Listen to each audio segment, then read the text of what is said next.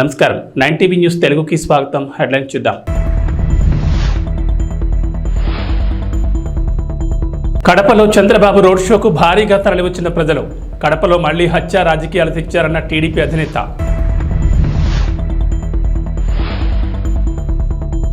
వైసీపీని అధపాతాళానికి తొక్కేయాలి పవన్ కళ్యాణ్.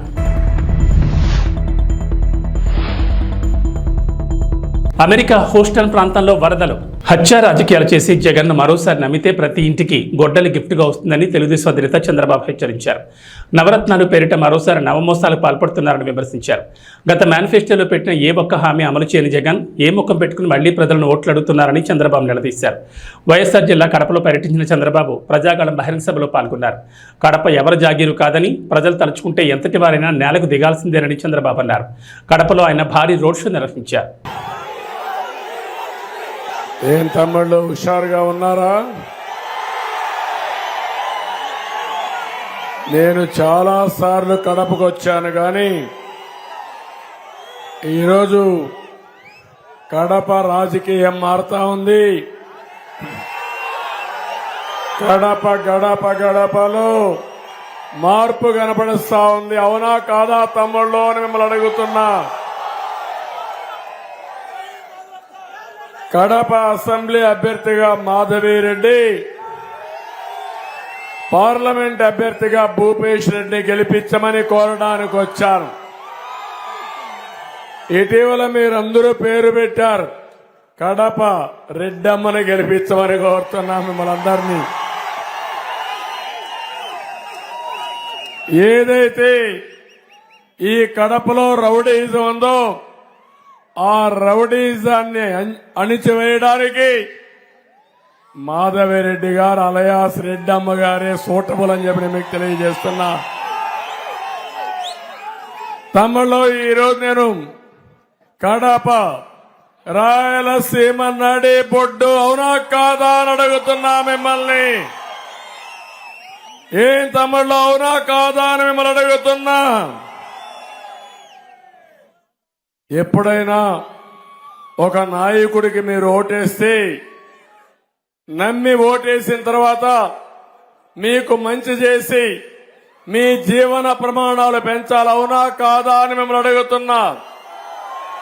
ఒక ఆదర్శంగా ఉండాలి అవునా కాదా అని అడుగుతున్నా. పోటీ చేసే నాయకులు కూడా ప్రజాభిమానం, ప్రజల శ్రేయస్సు కోసం, అదే సమయంలో మీకు శాంతి భద్రతలు కాపాడే వ్యక్తి ఉండాలి అవునా కాదా అని అడుగుతున్నా. మొన్ననే సైకో జగన్ వచ్చాడు. నేను ముద్దుగా పిలిచే పేరు సైకో. ఎందుకంటున్నానంటే ఒక అహంకారి వ్యక్తి. నేను రాజశేఖర్ని చూసా, 45 ఏళ్లు రాజకీయాలు చేశా. నా జీవితంలో ఇలాంటి వ్యక్తిని ఎప్పుడూ చూడలేదు. ఒక అహంకారి,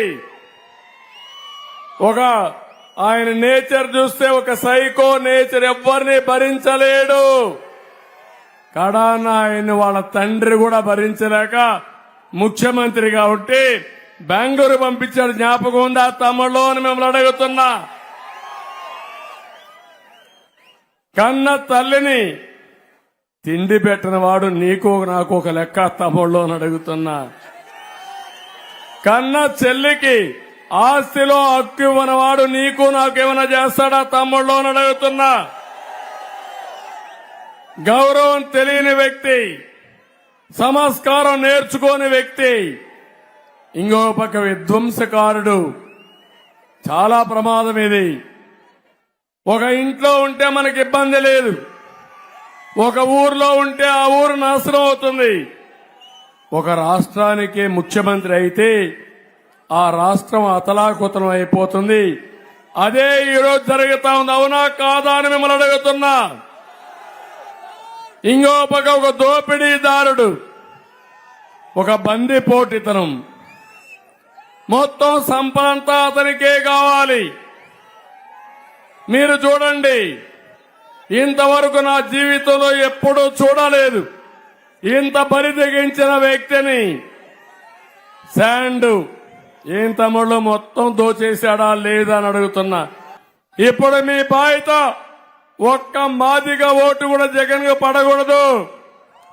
మీరు అడగాలి. తెలుగుదేశం ఎన్డీఏ వర్గీకరణ చేస్తా అన్నారు. నీ సమాధానం ఏంటని అడగండి. సమాధానం చెప్పకపోతే పరిష్కార మార్గం చిత్తుగా ఓడించి వర్గీకరణ కోసం మీ ఓటు వేయాల్సిందిగా, ఎన్డీఏకి వేయాల్సిందిగా కోరుకుంటూ మరొక్కసారి అందరికీ నమస్కారాలు. చాలా బాగా జరిగింది. ఈ మీటింగ్ జయప్రదం చేసిన మిమ్మల్ని అందరినీ మనస్ఫూర్తిగా అభినందిస్తూ అందరికీ నమస్కారం చెప్తూ, ఇప్పుడే గోవర్ధన్ రెడ్డి గారు ఒక 5 లక్షల రూపాయలు పార్టీకి విరాళంగా ఇచ్చాడు. చాలా సంతోషం. వారిని మనస్ఫూర్తిగా అభినందిస్తున్నా. మీరు కూడా ఓటు, దానికి కావాల్సిన ఆర్థిక సహాయం కూడా చేయాలి. ఇప్పుడు మా భూపేష్ రెడ్డి ఉన్నాడు, ఆయన దగ్గర ఏం డబ్బులు లేవు. ఆయన బండి నడపాలంటే మీరు కూడా ముందుకు రావాలి. మీరు కష్టాల్లో ఉన్నారు, మీ ఆదాయం లేదు, వ్యాపారాలు పోయినాయి, చిన్న వ్యాపారాలు పోయినాయి, రైతులు దెబ్బతిన్నారు, ఉద్యోగస్తుల జీతాలు రావడం లేదు, అన్ని ఇబ్బందులున్నాయి. మళ్ళీ అన్ని కూడా మనం సెట్ చేద్దాం. మీకు మనో నిబ్బరం కావాలి, మనో సంకల్పం ఉండాలి.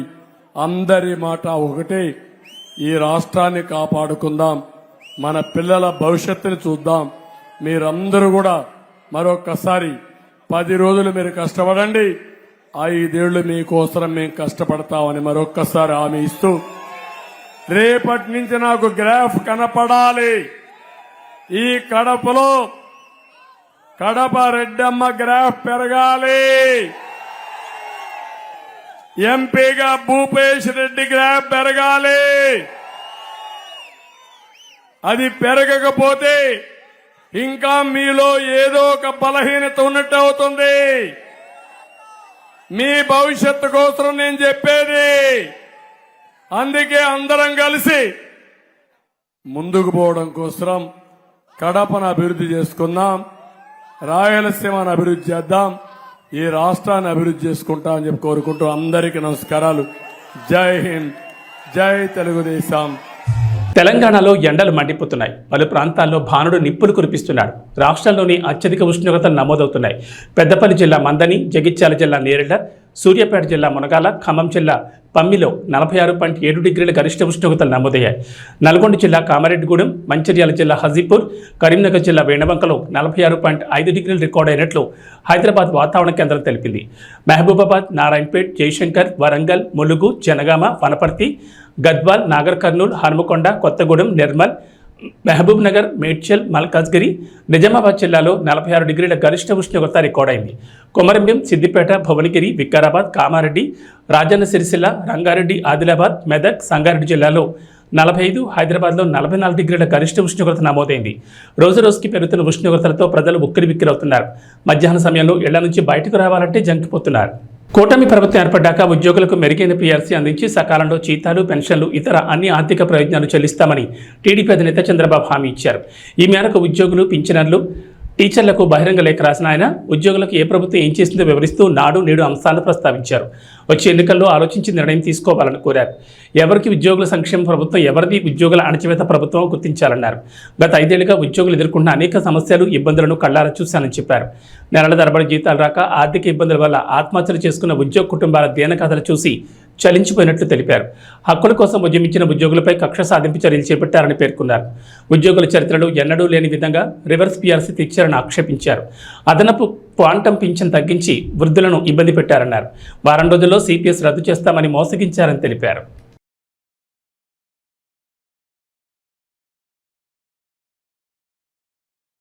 ఆంధ్రప్రదేశ్ను అంధకారంలోకి నెట్టేసిన వైసీపీని అధపాతాళం తొక్కేయాలని జనసేన అధినేత పవన్ కళ్యాణ్ పిలుపునిచ్చారు. లేకుంటే మన భవితకు మరింత నష్టం కలుగుతుందని ప్రజలను హెచ్చరించారు. తెలుగుదేశం, జనసేన, బీజేపీ కూటమి విడుదల చేసిన మేనిఫెస్టోతో అందరికీ మేలు జరుగుతుందన్న పవన్ అమలు బాధ్యతను తాను తీసుకుంటానని విశాఖలో నిర్వహించిన వారాహి విజయవీర సభలో హామీ ఇచ్చారు. జగన్కు భూమిని తొలిచి డబ్బు తీయడమే తెలుసని, భూమిలో విత్తనం నాటి పంట పండించి ప్రజల ఆకలి తీర్చడం తెలియదని పవన్ విమర్శించారు.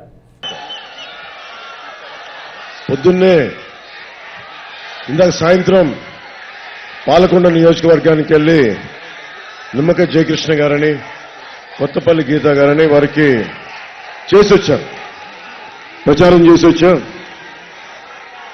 ఒకటే అనిపించింది అక్కడ, మన ఉత్తరాంధ్ర వైజాగ్ అన్న, ఉత్తరాంధ్ర అన్న నాకు చాలా ప్రాణం, చాలా నటన ఇక్కడే ఓనామాలు దిద్దుకున్నాను. సో నాకు తమ్ముళ్ళు ఒక పాట గుర్తొచ్చింది. పాలకొండలో మల్లికార్జునరావు గారు క్యారెక్టర్ ఎప్పుడు పెళ్లి చేసుకుంటా ఉంటాడు. మన ఉత్తరాంధ్ర పాట వైజాగ్లో నేను ఇక్కడ యాక్టింగ్ నేర్చుకుంటున్నప్పుడు శిక్షణలో ఒక పాట గుర్తొచ్చింది. అంటే ఒక 50 అడుగులున్న తాటి చెట్టు ఎక్కలు, 12 అడుగులు 16 అడుగులు తాటి మన ఈత చెట్టు ఎక్కలేవు కానీ మళ్ళీ నీకు ఎందుకు పెళ్లి అన్నట్టు ఆ పాట పాడి వినిపించారు.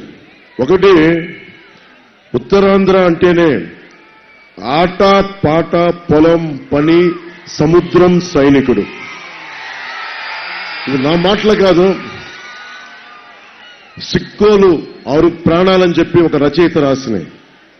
ఆట పాట పొలం పని సముద్రం సైనికుడు, ఇది ఉత్తరాంధ్ర 6 ప్రాణాలు. ఇది సో వాటి గురించి గుర్తొచ్చి మాట్లాడుతా, ఆట పాట అంటే గుర్తొచ్చింది. అంటే తాడి సెట్టెక్కనేవు, తాడి కళ్ళు తెంపనేవు, ఈత సెట్టెక్కనేవు, ఈత కళ్ళు తెంపనేవు, తాడి సెట్టెక్కనేవు, తాడి కళ్ళు తెంపనేవు, ఈత సెట్టెక్కనేవు, ఈత కళ్ళు తెంపనేవు, మళ్ళీ ఓ మళ్ళీ ఓ మళ్ళీ నీకెందుకురా పెళ్ళి, ఓ మళ్ళీ నీకెందుకురా పెళ్ళి. పాట నేను మిమ్మల్ని సినిమాల్లో పాడానని చెప్పడానికి చెప్పట్లా, మళ్ళీ ఓటు అడగడానికి జగన్ వస్తున్నాడు. అందుకని మళ్ళీ ఆయనేమో నువ్వు తాడి చెట్టు ఎక్కలేవు, ఈత చెట్టు ఎక్కలేవు అన్నావు. నువ్వు సిపిఎస్ రద్దు చేయలా,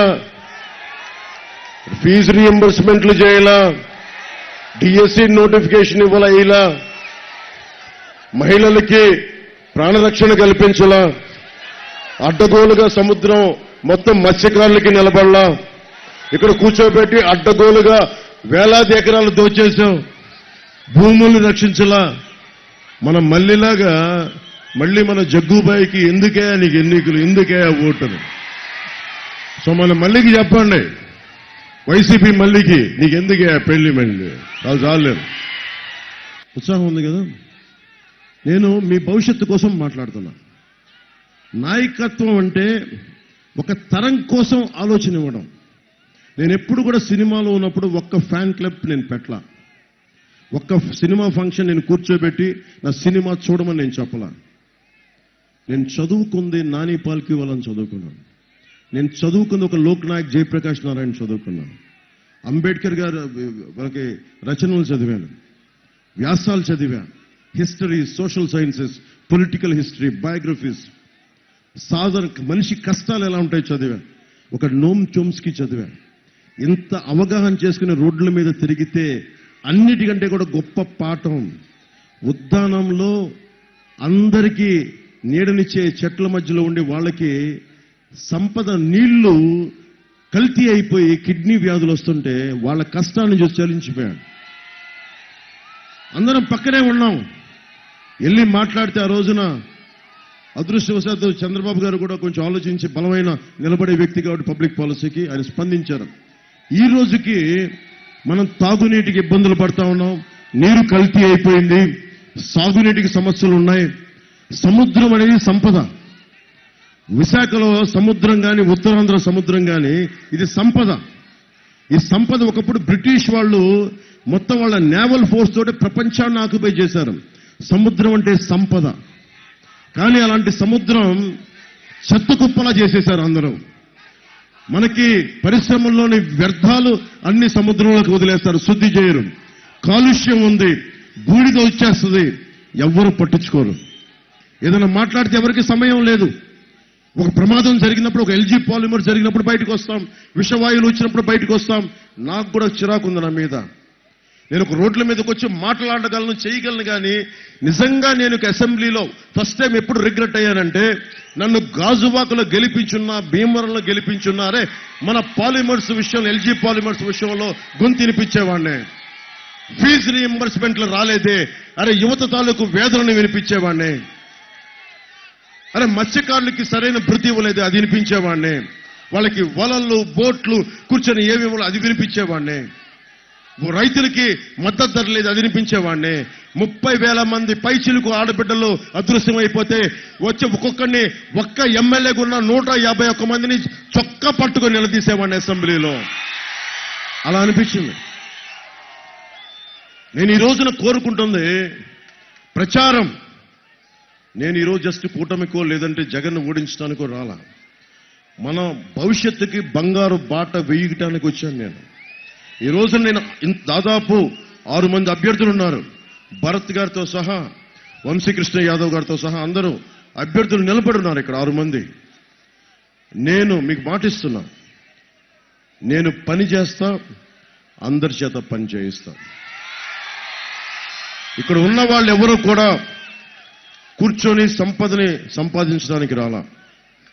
బలమైన ప్రభుత్వాన్ని, బాధ్యత గల ప్రభుత్వాన్ని ఇవ్వడానికి ప్రతి ఒక్కరూ నిలబడి ఉన్నారు. గతంలో మీకు ఇట్లా ఉండొచ్చు, అలా ఉండొచ్చు అనుకోవచ్చేమో, కానీ ఈసారి లీడ్ చేస్తుంది ప్రధానమంత్రి గారు. బాగా 4 దశాబ్దాల అనుభవం, 14 సంవత్సరాల అనుభవం ఉన్న చంద్రబాబు గారు. దశాబ్ద కాలంగా మీకోసం పోరాటం చేస్తున్న పవన్ కళ్యాణ్. ఇప్పుడు మనం అనుకోవచ్చు, మా ఇంట్లో మా అమ్మతో మాట్లాడేవాడిని, నీకెందుకురా రాజకీయాలు, అందరూ తిడుతున్నప్పుడల్లా మా అమ్మ అంటది, ఎవడ పాప నాడు పోతాడులే అంటది మా అమ్మ. నేనంటనా, ఎవడి పాప నాడు పోతే కూర్చోబెట్టి ఒక లోక్నాయక్ జయప్రకాష్ నారాయణ రావాల్సిన అవసరం లేదు, ఎమర్జెన్సీ కోసం నిలబడాల్సిన అవసరం లేదు, ఒక వీరనారి గున్నమ్మ రావాల్సిన అవసరం లేదు, ఎవరు రావాల్సిన అవసరం లేదు, కృష్ణుడు కురుక్షేత్రం చేయాల్సిన అవసరం లేదు. మన భవిష్యత్తు మనమే నిర్మాణం చేసుకోవాలి. మన బాధ్యత మనమే తీసుకోవాలి. అంతేగాని ఎవడ వచ్చి మన బతుకుల్ని, మన తలరాతల్ని రాయుడు. మన తలరాతలు మనమే రాసుకోవాలి. దైవం మనుష్య రూపేణ, రాముడైనా సరే, దేవుడైనా సరే మనుష్య రూపంలో పుట్టే మన సమస్యల్ని మనమే పరిష్కరించుకోవాలి. ఎవ్వరూ పరిష్కరించరు. వైఎస్ జగన్ లాంటి ఒక దోపిడీదారు ప్రభుత్వం ఉంటే పాపం వైవి సుబ్బారెడ్డి గారు వాళ్ళ కర్మ వాళ్ళు పోతారు. ఈ ఎంపీ మూర్తి తన కర్మ తను పోతాడు. ఎవ్వరు పోరు. మనం చొక్కా పట్టుకొని కిందకి లాగి బంగాళాఖాతంలో కలిపేస్తే తప్ప ఎవ్వడు కలవడు. వాళ్ళు పోరు. వాళ్ళకి బుద్ధి రాదు. మన బలం అది. ప్రతిసారి మిమ్మల్ని చూసినప్పుడు నాకు ఒకటే అనిపిస్తుంది, అరే మీరు సముద్రం శక్తి ఉన్నంత యువత, మీరు ఆది పరాశక్తులు, ఆడ వీర మహిళలు బోళ్ళంత శక్తి ఉంది. మనిషిని ఒక భగత్ సింగ్ తలుచుకుంటే ప్రపంచం మారిపోయింది. ఒక్క శ్రీశ్రీ 1918లో ఎముకలు మళ్ళీ సోమరులారా చావండి అంటే ఈ రోజుకి మహాప్రస్థానంతో అందరం ఊగిపోతాం. ఒక్కడు తలుచుకుంటే. One man's courage makes a majority. One man's courage. ఇది నా ఒక్కడి సొంతం కాదు. అది ఒక్కడి సొంతం కాదు. మీలో ప్రతి ఒక్కరిలో ధైర్యం ఉంది. ఇక్కడున్న ఆడబిడ్డల్లో కావచ్చు, ఇక్కడున్న పైన పెద్దల్లో కావచ్చు, మేడల్లో మిద్దెల పైన పెద్దల వల్ల కావచ్చు, ఆ దూరాన అల్లంత దూరాన కూర్చొని జెండాలు పట్టుకున్న ఒక్కొక్క యువకులు కావచ్చు, యువత కావచ్చు. ధైర్యం అనేది మీ గుండెల్లో ఉంటుంది. నేను అందుకనే ఎందుకు పెట్టానంటే, చంద్రబాబు గారు జైల్లో ఉన్నప్పుడు అందరు చెప్పారు, సార్ వాళ్ళు జైల్లో ఉన్నారు, తెలుగుదేశంని మనం నొక్కేసి మనం ఎదిగిపోదామంటే నేను ఒకటే చెప్పా, ఓకే సరే నేను మీరు అనుకున్నట్టుగానే చేద్దాం. ఒకవేళ ఓడిపోతే, ఒకవేళ జగన్ మళ్ళీ వస్తే, మళ్ళీ ఒక్కొక్క మారు జగన్ ఎఫోర్డ్ చేయగలరు అని అడిగా. ఎవరి దగ్గర సమాధానం లేదు. ఇంకొక మారు జగన్ మీరు కావాలని కోరుకుంటున్నారా మీరు? నేను అదే చెప్పా. నేను 5 కోట్ల మంది ప్రజల కోసం ఆలోచించేవాడిని. ఒక జనసేన పార్టీ కోసం నేను కాదు. ఒక పార్టీ తాలూకు ముఖ్యోద్దేశం 5 కోట్ల మంది ప్రజలని గుండెల్లోకి తెచ్చుకొని పరిరక్షించుకోవటం. అరే ఇది నా జనం, ఇది సొంతం చేసుకో. సొంతం చేసుకోకపోతే ఎవరు నిన్ను సొంతం చేసుకుంటారు? మిగతా వాళ్ళు అలా ఆలోచిస్తారో లేదో నాకు తెలియదు. నేనైతే మీ భవిష్యత్తును దృష్టిలో పెట్టుకొని నన్ను నేను తగ్గించుకొని నేను మిమ్మల్ని పెంచాను. ఎక్కడ నెగ్గాలో కాదు, ఎక్కడ తగ్గాలో. అందరం చంద్రబాబు గారికి అర్థమైంది, బీజేపీ నాయకత్వానికి అర్థమైంది. నేను ఒకటే చెప్పాను ప్రధానమంత్రి గారి దగ్గరికి, అందరి నాయకులందరి దగ్గరికి 2 చేతులు జోడించి అడిగా. నలిగిపోతుంది రాష్ట్రం. మేము చెన్నైలో ఉన్నప్పుడేమో కూర్చోబెట్టి మీరు మద్రాసు వాళ్ళు కాదు వెళ్ళిపోండి అని చెప్పి తరిమేశారు. అలాదని చెప్పి మన తెలుగు వాళ్ళు రాష్ట్రం అనుకుంటే కూర్చోబెట్టి నువ్వు తెలంగాణ వాడి కాదు ఆంధ్రోడు అని పంపించేశారు. ఇక్కడికి వస్తే మళ్ళీ కూర్చొని నువ్వు లోకల్ నాన్ లోకల్ కాదంటే ఎక్కడికి పారిపోతావు? ఈ నేలని వదిలి, ఈ బంగాళాఖాతం కూర్చొని ఈ భూమిని వదిలి వెళ్ళిపోతా, సముద్ర తీరాన్ని ప్రాంతం వదిలి వెళ్ళిపోద్దా? నాగావళి వంశధార ఈ నదిని, ఈ నేలను దాటి వెళ్ళిపోతాయా? నాకు ఒకటే చెప్పాను, మనం చెయ్యాల్సింది ఏంటి? ఒక చెట్టు నీడనిస్తుంది, పండ్లు ఇస్తుంది. ఒక నది దాహాన్ని తీర్చి పాడి పంటలకి మనకు అన్నం ఆకలి తీర్చే పంటనిస్తుంది మనకి. నిజంగా ప్రజాక్షేమం ఆలోచించేవాడు ఎవడైనా సరే, అరే ఏమైపోతారు మనం అందరం కలెక్టివ్గా ఉండకపోతే? ఒక కులానికి కాదు, ఒక మతానికి కాదు, ఒక ప్రాంతానికి కాదు, అందరం కలిసికట్టుగా ఉండకపోతే అందరం నాశనం అయిపోతాం. ఎన్నికల నేపథ్యంలో ఢిల్లీ ముఖ్యమంత్రి అరవింద్ కేజ్రీవాల్ దాఖలు చేసిన మధ్యంతర బెయిల్ పిటిషన్పై వాదనలు వింటామని సుప్రీంకోర్టు పేర్కొంది. ఈ అంశాన్ని మే 7న విచారిస్తామని ఎన్ఫోర్స్మెంట్ డైరెక్టరేట్ ఈడీ తెలిపింది. విచారణకు సిద్ధమై రావాలని ఈడీ తరపు న్యాయవాదికి సూచించింది. ఈడీ అరెస్టుకు వ్యతిరేకంగా కేజ్రీవాల్ దాఖలు చేసిన పిటిషన్ విచారణకు సమయం పడుతుందన్న ధర్మాసనం ఆ కారణంగానే మధ్యంతర బెయిల్ పిటిషన్ను పరిశీలిస్తున్నట్లు వెల్లడించింది. కేవలం పిటిషన్ మాత్రమే విచారిస్తామని, మధ్యంతర బెయిల్ ఇవ్వచ్చు ఇవ్వకపోవచ్చు అని స్పష్టం చేసింది. మనీ లాండరింగ్ కేసులో మార్చి 21న అరెస్ట్ అయిన కేజ్రీవాల్ బెయిల్ కోసం సుప్రీంకోర్టును ఆశ్రయించారు. లోక్సభ ఎన్నికల నేపథ్యంలో మధ్యంతర బెయిల్ మంజూరు చేయాలని విజ్ఞప్తి చేశారు. దీనిపై స్పందన తెలియజేయాలని ఏప్రిల్ 15న ఈడీకి ధర్మాసనం నోటీసులు జారీ చేసింది. అమెరికా హూస్టన్ ప్రాంతాన్ని వరదలు ముంచెత్తాయి. కుండపోత వర్షాలతో శాన్ జెసింటో నది ఉధృతంగా ప్రవహించడం వల్ల పరిసర ప్రాంతాలన్నీ నీట మునిగినట్లు అధికారులు తెలిపారు. వరద ప్రభావ ప్రాంతాల్లోని ప్రజలను అధికారులు సురక్షిత ప్రాంతాలకు తరలించారు. ఉత్తర హారిస్ కౌంటీ నదీ పరిసరాల్లో ఉన్న వారిని అధికారులు ముందు జాగ్రత్తగా ఖాళీ చేస్తున్నారు. రహదారులు నీటితో నిండడంతో ట్రాఫిక్ తీవ్ర అంతరాయం ఏర్పడిందని, పలు వాహనాలు వరదలో చిక్కుకున్నాయని స్థానికులు తెలిపారు. అత్యవసర పరిస్థితులు ఉంటే తప్ప ఇళ్లలో నుంచి బయటకు రావద్దంటూ హెచ్చరికలు జారీ చేశారు. ఫలితంగా అనేక ప్రాంతాలు జలమయమయ్యాయి. రోడ్లపై వరద నీరు నిలిచిపోయింది. మోకాళ్ళ లోతు పైగా వర్షపు నీరు నిలిచిపోయింది. సబ్వేలన్నీ వరద నీటితో నిండిపోయాయి. చెరువులను తలపించాయి. ఇజ్రాయెల్ హమాస్ యుద్ధానికి వ్యతిరేకంగా కళాశాల క్యాంపస్లో జరిగిన నిరసనలకు సంబంధించి ఇప్పటివరకు కనీసం 2000 మందిని అరెస్ట్ చేశారు. అసోసియేటెడ్ ప్రెస్ ప్రకారం ఏప్రిల్ 17న కొలంబియా యూనివర్సిటీలో టెంట్ క్యాంప్మెంట్ ప్రారంభమైనప్పటి నుంచి 35 క్యాంపస్లలో అరెస్టులు జరిగాయి. ఇంతలో కొలంబియా యూనివర్సిటీ భవనం నుండి నిరసనకారులను తొలగించే పనిలో పాల్గొన్న ఒక పోలీస్ అధికారి హాల్ లోపల తన తుపాకీతో కాల్పులు జరిపాడు. అయితే ఎవరికీ గాయాలు కాలేదు. ప్రదర్శనకారులు ఏప్రిల్ 30న హామిల్టన్ హాల్ను స్వాధీనం చేసుకున్నారు. అక్కడ ఉన్న టెంట్ క్యాంప్మెంట్ నుండి క్యాంపస్లో తమ ఉనికిని పెంచుకున్నారు. ప్రదర్శనకారులను బలవంతంగా తొలగించేందుకు నిర్వాహకులు పోలీసులను ఆశ్రయించడంతో కళాశాల క్యాంపస్లలో కొన్ని రోజులుగా ఉద్రిక్తత నెలకొంది. ఇది విస్తృతంగా అందరి దృష్టిని ఆకర్షించి ఘర్షణలకు దారితీసింది. సికింద్రాబాద్ లోక్సభ నియోజకవర్గంలో మరోసారి బీజేపీ జెండా ఎగరేయాలని బీజేపీ ఎంపీ అభ్యర్థి కిషన్ రెడ్డి పిలుపునిచ్చారు. ఈ సందర్భంగా మాట్లాడుతూ ఈ నెల 5న ఉదయం 8 గంటల నుంచి రాత్రి 8 గంటల వరకు బీజేపీ బూత్ అధ్యక్షులు, బూత్ కోఆర్డినేటర్లు ప్రతి ఇంటికి వెళ్లి ఓట్లు అభ్యర్థించాలని సూచించారు. మోడీ ప్రభుత్వం తీసుకొచ్చిన సంక్షేమ పథకాలను వివరించాలన్నారు. 10న ప్రధాని మోడీ హైదరాబాద్ రానున్నారని, ఆ పర్యటనను సక్సెస్ చేయాలని పిలుపునిచ్చారు. ఎన్నికల ప్రచారంలో భాగంగా కిషన్ రెడ్డి శుక్రవారం రాత్రి సికింద్రాబాద్లో రోడ్ షో నిర్వహించారు. మాజీ గవర్నర్ తమిళిసై, సినీ నటుడు సాయి కుమార్ పాల్గొన్నారు. ఈ సందర్భంగా తమిళిసై మాట్లాడుతూ కిషన్ రెడ్డిని మరోసారి గెలిపించి పార్లమెంటుకు పంపాలన్నారు. దేశం భద్రంగా ఉండాలంటే మరోసారి మోడీని ప్రధాని చేయాలని కోరారు. కాంగ్రెస్ ఓటేస్తే ఎవరు ప్రధాని అవుతారో తెలియదని ఎద్దేవా చేశారు. నేను సికింద్రాబాద్ బిడ్డాను, నేను ఎప్పుడైనా మీ దగ్గరే ఉంటాను. ఇప్పుడు మనకు అతిథిగా వచ్చినటువంటి మన తమిళిసై సౌందరరాజన్ గారు మాట్లాడు.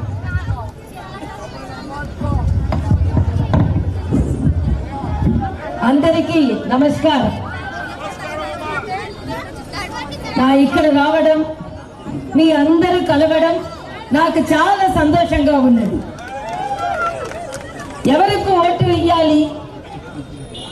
మోడీకి, మోడీజీకి, కిషన్ రెడ్డి గారికి ఓటు వేయండి. ఎందుకు ఓటు వేయాలి? శుభ్ర పరిపాలన కోసం మోడీకి వెయ్యండి. దేశాన్ని సురక్షితంగా ఉంచాలంటే మోడీజీకి కిషన్ రెడ్డి గారికి ఓటు వేయండి. దేశానికి బలమైన ప్రధాని కావాలి అంటే మోడీజీకి కిషన్ రెడ్డిజీకి వేయండి. నేను ఒక్క ప్రశ్న అడుగుతున్నాను. కాంగ్రెస్ కు ఓటు వేసిన ప్రధాని ఎవరు? బీఆర్ఎస్ కు ఓటు వేసిన ప్రధాని ఎవరు? తెలియదు. బీజేపీకి ఓటు వేసిన ప్రధాని ఎవరు? బలమైన నాయకుడు మోడీజీ. బలమైన నాయకుడు మోడీజీ. సో యారికి వేసిన ఓటు? మోడీజీకి వేసిన ఓటు. ఇప్పుడు మీరు ఎవరికి ఓటు వేయాలనుకుంటున్నాను చెప్పండి. ఇప్పుడు మీరు ఎవరికి ఓటు వేయాలనుకున్నాను? మోడీజీకి, బీజేపీకి, కిషన్ రెడ్డి గారికి, తామర గుర్తుకు ఓటు వేయండి. ధన్యవాదాలు. చివరి దశ డీబీటీ చెల్లింపుల ప్రయత్నంలో ఏపీ ప్రభుత్వం తీవ్ర కసరత్తు చేస్తోంది. బటన్ నొక్కితే అకౌంట్లలోకి నగదు బదిలీ అయ్యే ప్రక్రియనే డీబీటీ అంటారు. ఇప్పటికే వివిధ పథకాలకు సంబంధించి నగదు బదిలీ ప్రక్రియ పెండింగ్లో ఉంది. చదువుకునే విద్యార్థులకు సంబంధించి జగనన్న విద్యా దీవెన, లానేస్తం నిధులు విడుదల కావాల్సింది. దీనికోసం చాలామంది ఎదురు చూస్తున్నారు. చివరి దశ చెల్లింపుల కోసం ఇప్పటికే ఈసీని అనుమతి కోరింది ప్రభుత్వం. అయితే ఎలక్షన్ కమిషన్ నుంచి ఇప్పటి వరకు ఎలాంటి అనుమతి రాలేదు. పులివెందులలో సీఎం జగన్ సత్యమణి వైఎస్ భారతి ప్రతిరోజు విస్తృత ప్రచారం చేస్తున్నారు. ప్రత్యేకించి మహిళలను ఆకట్టుకునే పనిలో ఉన్నారని ఇంటింటికి తిరుగుతూ ప్రజల బాధలు తెలుసుకుంటున్నారు. పెన్షనర్ల అవస్థలు మళ్లీ జగన్ వస్తేనే తగ్గుతాయంటున్నారు. ఆంధ్రప్రదేశ్ సార్వత్రిక ఎన్నికల్లో భాగంగా సీఎం జగన్ రాష్ట్ర వ్యాప్తంగా సుడిగాలి పర్యటన చేస్తూ దూసుకుపోతున్నారు. ప్రతిరోజు 3 నియోజకవర్గాల్లో ఎన్నికల ప్రచారంలో పాల్గొంటున్నారు. తన పాలనపై ప్రజలకు వివరిస్తూ ముందుకు సాగుతున్నారు. నమస్కారం.